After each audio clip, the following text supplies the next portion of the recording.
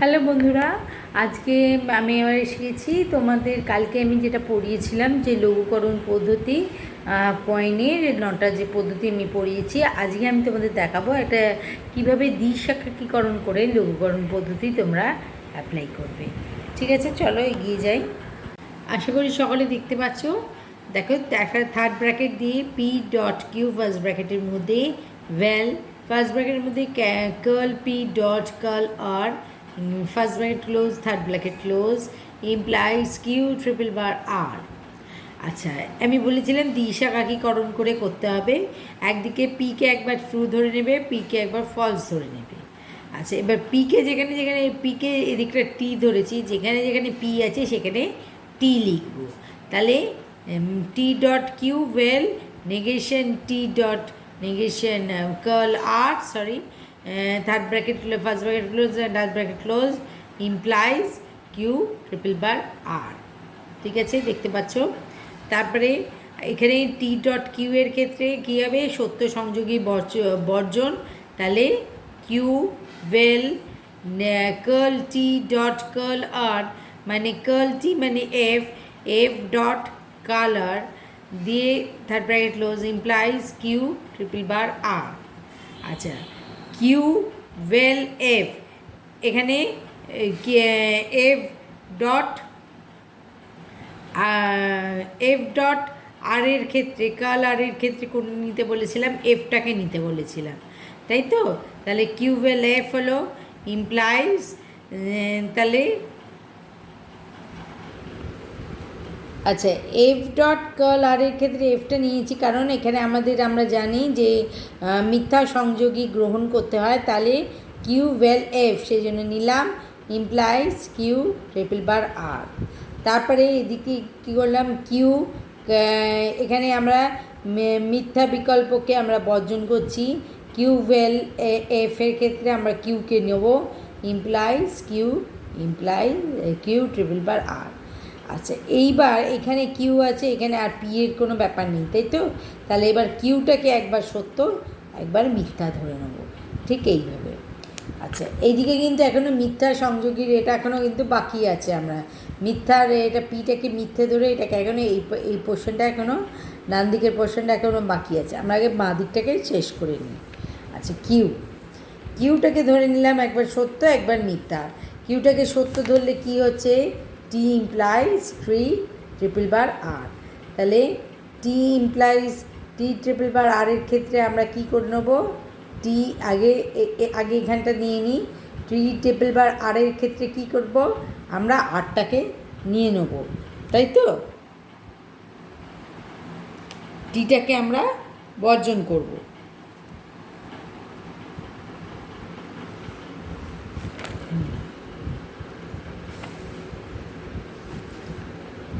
টি triple bar আর এর ক্ষেত্রে আমরা আরটাকে নেব, টিটাকে আমরা এখানে বর্জন করলাম। তাহলে টি ট্রিপল বার আর, তার মানে এখানে এলো আর।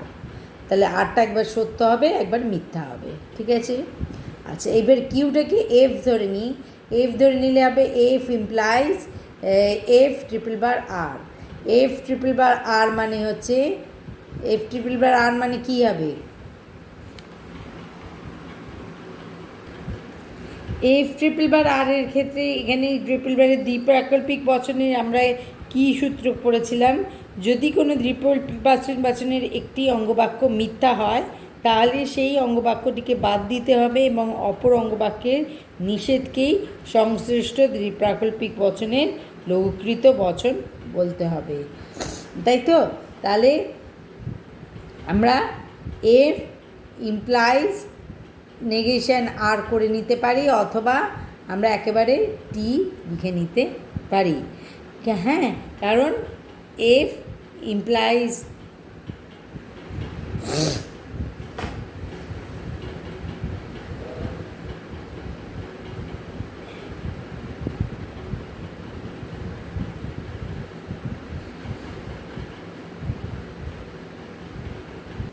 আমরা এখানে করব F implies F triple bar R. এখানে আমরা এই সূত্রটা অ্যাপ্লাই করব লঘুকরণে, যে কোনো প্রাকল্পিক বচনের যদি পূর্বক মিথ্যা হয় বা অনুক সত্য হয় তাহলে পুরো বচনটি আমাদের সত্য হয়ে যাবে। তাহলে এখানে পূর্বক মিথ্যা আছে, সেই জন্য পুরো বচনটাই সত্য আমরা ধরে নিলাম। ঠিক আছে, এইদিকের আমরা উত্তর পেয়ে গেলাম। এবার এদিকে চলে আসি। F is equal to F ধরে নিয়েছিলাম, P is equal to F ধরে নিয়েছিলাম। আচ্ছা, P is equal to F মানে F dot Q vel curl F dot curl R, first bracket third bracket implies Q triple bar R. আচ্ছা, F dot Q এর মধ্যে আমরা কোনটা নেবো? এফকে নিয়ে নেবো। আচ্ছা, কারণ মিথ্যা সংযোগী গ্রহণ করতে হয়। এফ ওয়েল কার্ল এফ ব্র্যাকেটের মধ্যে আছে কার্ল এফ ডট কার্ল আর, কার্ল এফ মানে টি ডট কার্ল আর, তার মানে কার্ল আরটাকে নেব, এই সত্য সংযোগী বর্জন হবে। তাহলে এফ ওয়েল কার্ল আর। ঠিক আছে, তারপরে এদিকে implies Q triple bar R. আচ্ছা, এফ ওয়েল কার্ল আর মানে এখানে কার্ল আরটাকে আমরা এখানে নেব, কারণ মিথ্যা বিকল্পকে বর্জন করতে হয়। তাহলে এফ ওয়েল কার্ল আরের মধ্যে আমরা কার্ল আরটাকে নিলাম, ইমপ্লাইজ কিউ ট্রিপল বার আর। এইখানে আরটাকে একবার সত্য ধরবো আর আরটাকে একবার মিথ্যে ধরে নেব। এইখানে কিউকে একবার, কারণ এখানে দুদিকেই কিউ ছিল সেই জন্য কিউকে একবার সত্য ধরেছি, কিউকে একবার মিথ্যে ধরেছি।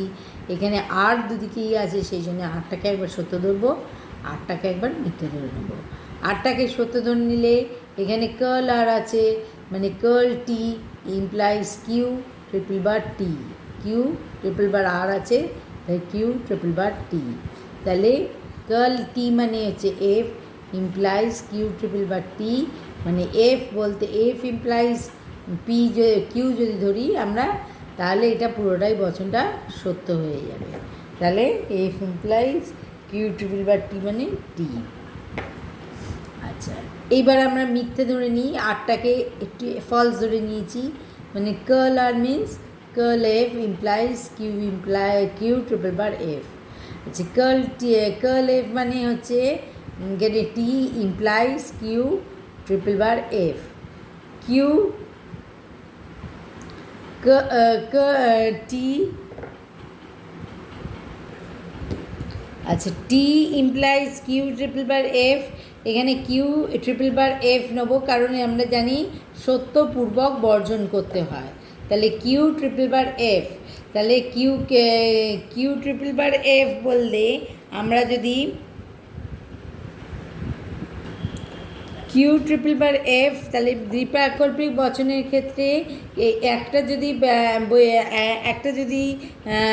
বিকল্প যদি এফ হয় মানে মিথ্যা হয় তাহলে সেটাকে বাদ দিতে হবে এবং অপর বিকল্পের নিষেধ নিতে হবে, মানে কার্ল কিউ একবার সত্য মিথ্যা হতে পারে, একবার সত্য হতে পারে।